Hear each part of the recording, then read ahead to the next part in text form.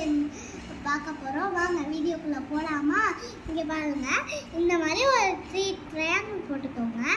என்னடா 3 ட்ரையாங்கிள் வச்சு என்ன போடுறதுன்னு பார்க்குறீங்களா? அது வந்து இந்த கேமோட ரூல்ஸ் வந்து ஓவர்லேப் ஆகாமல் பெண்ணை எடுக்காமல் எப்படி எழுதுறதுன்னு பார்க்க போகிறோம். நீங்கள் முதல்ல இந்த மாதிரி ட்ரை பண்ணி பாருங்கள்.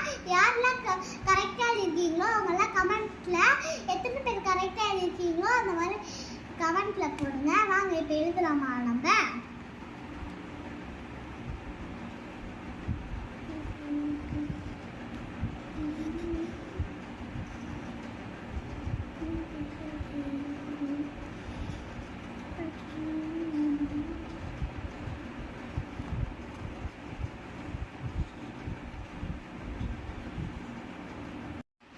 இப்போ பார்த்தீங்களா, நான் கரெக்டாக ஆன்சர் போட்டுட்டேன்.